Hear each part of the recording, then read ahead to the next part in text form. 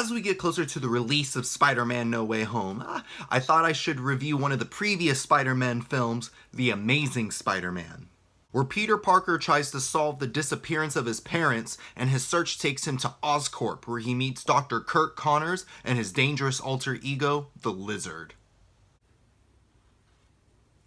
Yes, I want this.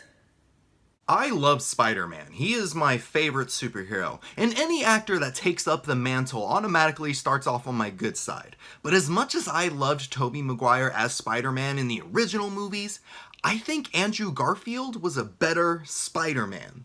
Personality-wise, he was everything that I loved about the character, especially when he would talk trash to bad guys, like in that one scene where he's messing with the car thief. I remember watching that and feeling a warmth in my heart because Garfield was reminding me of the days where I would be sitting in my room reading the Spider-Man comics or playing the video games. Those were great times. I also felt a nostalgic warmth during the action scenes for the same reason that it felt more like Spider-Man. Because in the Maguire films, Spider-Man looked stiff. How he fought, how he swung, he still did crazy flips and all that, but it felt restrained. But in this movie, Spider-Man is crazy fast. He's all over the screen. Like during scenes where he's fighting the Lizard, it's rapid fire. He's coming in from every angle, kicking Lizard in the face, dodging everything thrown at him. It's how I always imagined Spider-Man. And it also makes the action scenes fast-paced, so it keeps you entertained. The great chemistry between the performers also made The Amazing Spider-Man a ton of fun, because some of the best scenes come from whenever Andrew Garfield is with Emma Stone. Their relationship was definitely the heart of this movie.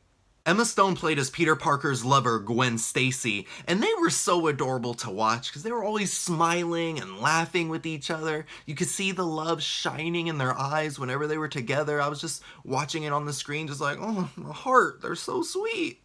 Their chemistry was so good that Garfield and Stone actually started dating for a while after this movie.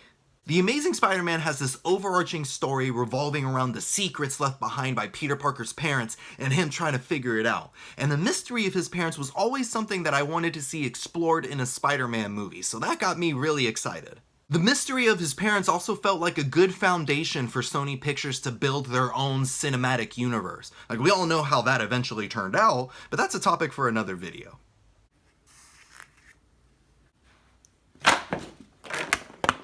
Now, while I think Andrew Garfield is a great Spider-Man, I don't think he's a good Peter Parker, because Peter Parker is supposed to be this geeky, weak, super lame teenage boy, but Andrew Garfield made Peter Parker more of a cool outcast. He would skateboard through hallways, he would stand up to bullies, he would sneak into secret evil guys' labs. Good for him, he has confidence, but that's not really Peter Parker. This version of Peter Parker was also creepy towards Gwen Stacy, because he would follow her places and take pictures of her without her knowing, and then use those pictures as his wallpaper on his computer, or he'll put them up on the wall. And I'm like, bro, you haven't even talked to her yet. Why do you have her pictures plastered everywhere?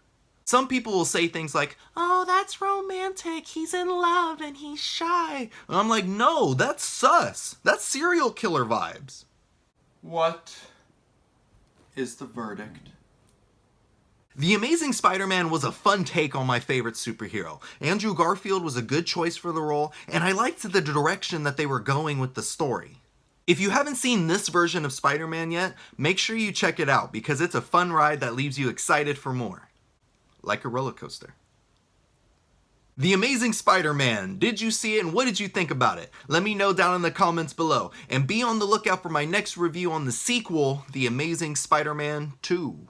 And if you enjoyed this review and you want to see more, like this video and subscribe to my channel so you don't miss anything.